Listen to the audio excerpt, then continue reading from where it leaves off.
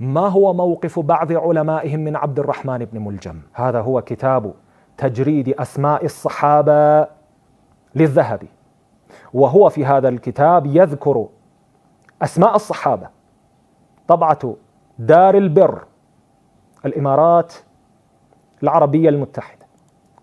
في مقدمة التحقيق يقول المحقق: فهذا كتاب تجريد أسماء الصحابة للذهبي، قام بتجريد كتاب أسد الغابة في معرفة الصحابة، وقد ذكرها الذهبي في مقدمة تجريده، فجاء كتابه التجريد كتابا نفيسا مستقصيا لكثير من أسماء الصحابة، ويقول: هو ميز التابعي من الصحابي في هذا الكتاب، فمن حمر اسمه فهو تابعي عنده وخبره مرسل. طيب، ثم يقول في مقدمة تحقيقه: وقفت على 14 نسخة للكتاب، واخترت منها 6 نسخ اعتمدها في التحقيق، وهي نسخة دال وسين وكاف والفاء وشين والميم، ونسخة دال هي الأصل. طيب، من هؤلاء الصحابة الذين ذكرهم الذهبي في هذا الكتاب، هل تصدقون هذا الكلام؟ من الصحابة، لاحظوا: عبد الرحمن ابن ملجم أو ملجم كما يقول البعض المرادي قاتل أمير المؤمنين، ذكر ابن يونس أنه قرأ على معاذ بن جبل. عجيب، عبد الرحمن بن ملجم صحابي، الذهبي يقول هو صحابي، وفي الهامش يقول في نسخة سين حمر. يعني ماذا؟ يعني في نسخة سين يقصد أنه ليس صحابيا بل تابعي، ولكن الجواب، ويقول في نسخة سين علق في الحاشية: قلت لا ينبغي ذكره، فقد صح أن النبي قال إنه أشقى هذه الأمة وما أظنه مات إلا كافرا. ولكن الجواب: هذا كلام الناسخ ليس كلام الذهبي، فلا يتصور البعض أن هذا كلام الذهبي أو حمر في نسخة سين يعني الذهبي يقول هذا ليس صحابيا بل تابعي. لا، أولا الذين لديهم شيء من الاختصاص والمعرفة بالنسخ الخطية أو المخطوطات وتحقيقها يعرفون جيدا أن الأصل هو المقارنة بين المخطوطات، فهذا موجود في نسخة واحدة دون باقي المخطوطات. يعني ماذا؟ يعني هذا من تصرف الناسخ لهذه النسخة، ليس من ناحية الذهب هذا الكلام. هذا أولا. وثانيا، ليس فقط هذا المصدر والذهب نفسه أنه يقول عبد الرحمن بن ملجم صحابي، بل لما نراجع بعض كتب علماء أهل الخلاف الذين كانوا قريبين من الذهب من ناحية الزمان، نجد بأنهم قالوا نعم، عبد الرحمن بن ملجم ذكر في الصحابة. المورد الأول في المقام الإصابة في تمييز الصحابة لابن حجر العسقلاني، الجزء 8 بتحقيق الشيخ الدكتور التركي.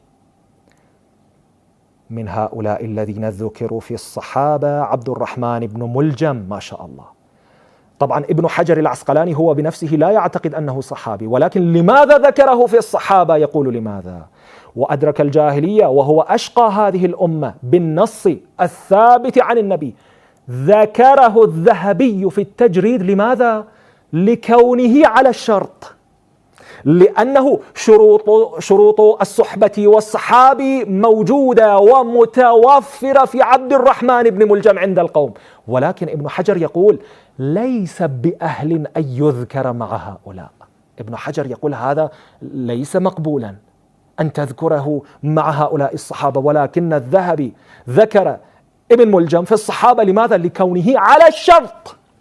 ومورد آخر في المقام الإصابة في تمييز الصحابة، ابن حجر العسقلاني الجزء 9 في ترجمة هذا الشخص كنانة بن بشر يقول هذا من قتلة عثمان، وإنما ذكرته لأن الذهبي ذكر عبد الرحمن بن ملجم لأن له إدراكا وينبغي أن ينزه عنهما كتاب الصحابة، ولكن الذهبي ذكر عبد الرحمن بن ملجم في الصحابة.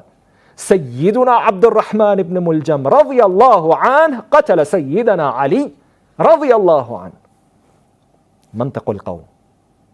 ابن ملجم عند بعض علمائهم يعد من الصحابة، أو على الأقل فيه شروط الصحبة والصحابي موجودة. مورد آخر من ذكر هذا الكلام أيضا في كتابه عن الذهبي أو أن عبد الرحمن بن ملجم ذكر في الصحابة، التوضيح لشرح الجامع الصحيح الجزء 20 من علماء القرن التاسع، ليس بعيدا عن الذهبي.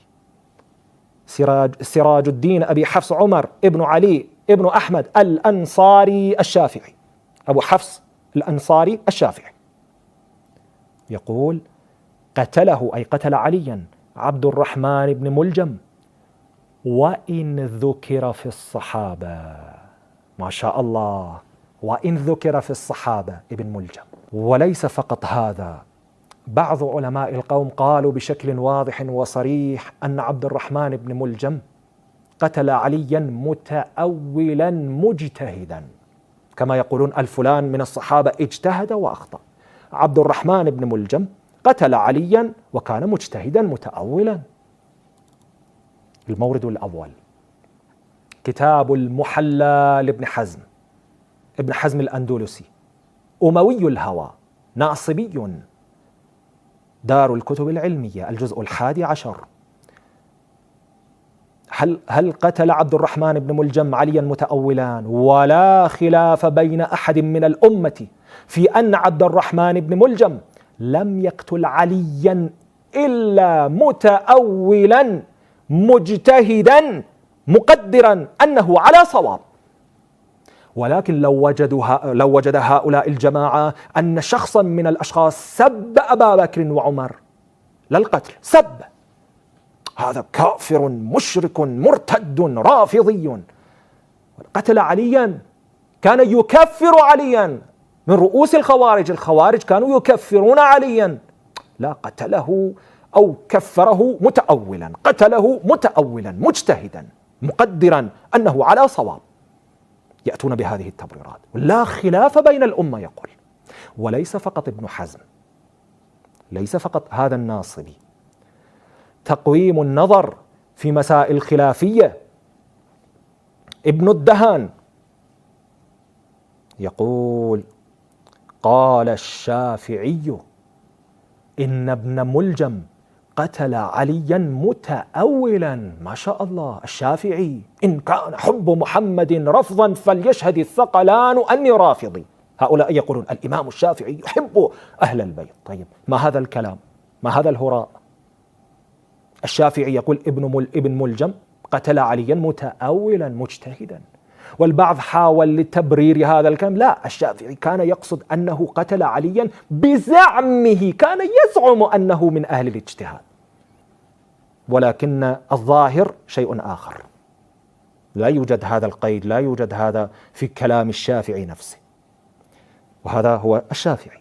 مورد آخر في كتاب الجوهر النقي للعلامة علاء الدين ابن عثمان المرديني الشهير بماذا؟ ابن التركماني، عالم مشهور جدا. هو أيضا يقول: لا خلاف بين الأمة، أو لا خلاف بين أحد من الأمة أن ابن ملجم قتل عليا متأولا مجتهدا مقدرا على أنه على صواب. ابن ملجم صحابي مجتهد متأول، لا يقولون هذا كافر خبيث خارجي كان يكفر عليا، لا، مجتهد متأول مقدرا على أنه على صواب. وليس فقط هذا، مصدر آخر البدر المنير في تخريج الأحاديث والآثار الواقعة في الشرح الكبير، ابن الملقن الشافعي، الجزء 8، طبعة دار الهجرة، ينقل هذه الرواية عن الاستيعاب لابن عبد البر أن ابن ملجم قال لشبيب الأشجعي: هل لك أن تساعدني على قتل علي؟ ينقل هذه الرواية ثم يعلق عليها: وظاهر هذا أنه كان مسلما متأولا. ابن ملجم كان مسلما متأولا. هذا كلام الذين يقولون من طعن في أحد من الصحابة زنديق مشرك مرتد رافضي كافر خبيث. لا، ابن ملجم كان يكفر عليا، قتل عليا، من رؤوس الخوارج. لا، مسلم متأول. وليس فقط هذا،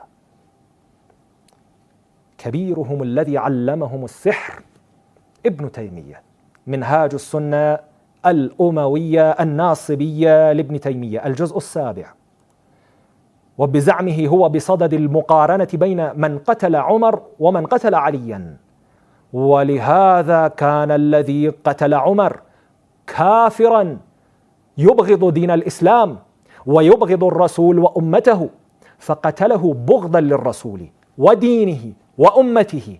والذي قتل عليا كان يصلي ويصوم ويقرأ القرآن، وقتله معتقدا أن الله ورسوله يحب قتل علي، كان مخلصا في نيته، وفعل ذلك محبة لله ورسوله في زعمه، وإن كان في ذلك ضالا مبتدعا. هذه طريقة المنافقين، هذا هو النصب الخفي، يقول ما يشاء ولكن ثم يذكر يعني بزعمه كان ضالا ولكنه كان من أهل الصيام والصلاة،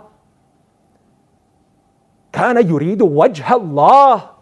ابن ملجم كان يصلي، كان يصوم، كان يقرأ القرآن، كان متأولا مجتهدا مقدرا على أنه على صواب.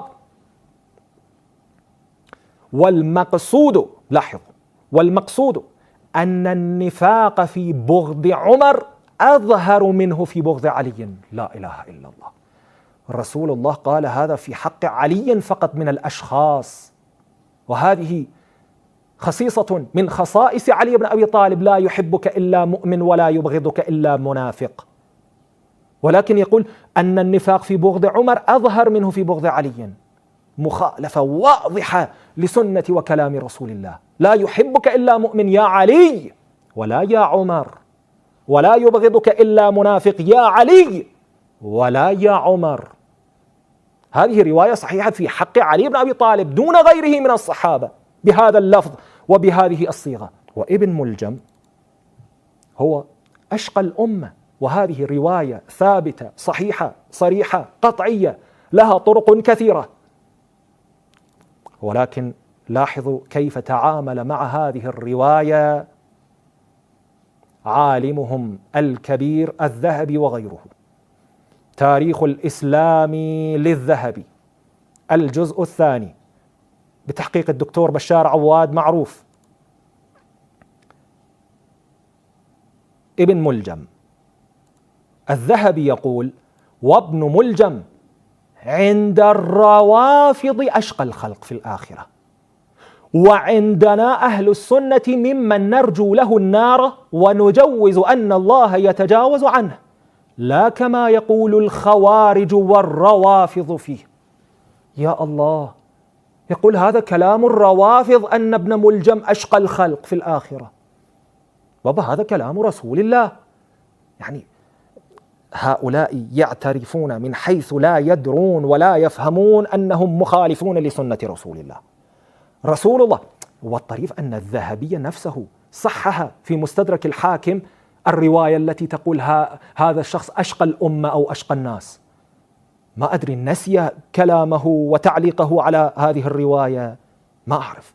يقول عند الروافض هو أشقى الخلق، وإلا عندنا أهل السنة نرجو له النار ونجوز أن الله يتجاوز عنه، لا كما يقول الخوارج أنه أفضل الأمة أو أفضل الناس، ولا كما يقول الروافض أنه أشقى الأمة.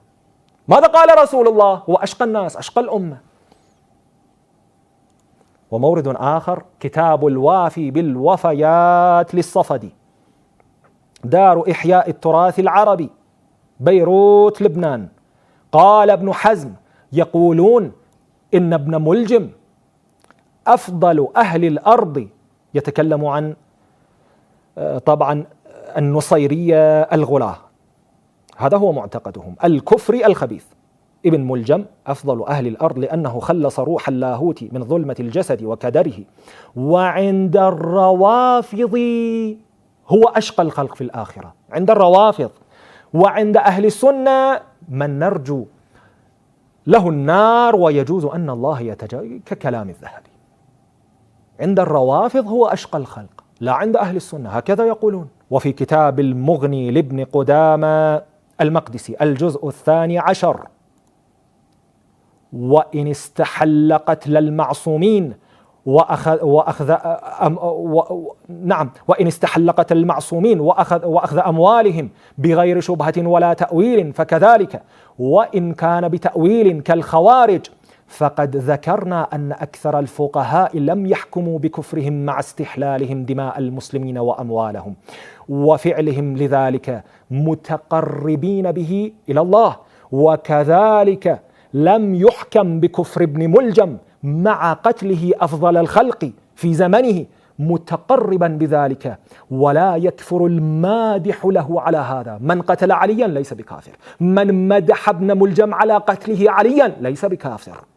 المتمني مثل فعله، يعني الذي يقول نعم أنا لو كنت مكانه لكنت من قتلة علي بن أبي طالب، لا يكفر، فإن عمران ابن حطان قال فيه ويمدح ابن ملجم، وهذا معروف في التاريخ. وأشرنا سابقا إلى عمران بن حطان من رواة صحيح البخاري ومن الثقات عند أهل الخلاف، وكان من رؤوس الخوارج، وكان يكفر علي بن أبي طالب، ولكنه عند القوم ثقة وثقوه، من رواة صحيح البخاري، من رؤوس الخوارج، كان يكفر عليا، كان يمدح عبد الرحمن بن ملجم. ولكن هؤلاء يقولون الخوارج من لا إله إلا الله. لاحظوا ماذا يقول في هذا المصدر: سؤالات أبي عبيد الآجري أبا داود السجستاني في الجرح والتعديل الجزء 3: ما قاله أبو داود ليس في أهل الأهواء أصح حديثا من الخوارج. في أهل الأهواء، في غير أهل السنة والجماعة كما يقول هؤلاء، أصح حديثا، ليس في أهل الأهواء أصح حديثا من الخوارج، من أصدق الناس، من أصح الناس حديثا الخوارج. ثم ذكر من؟ عمران ابن حطان وأبا حسن الأعرج. ومن هو عمران ابن حطان هذا؟ الذي كان يمدح عبد الرحمن بن ملجم.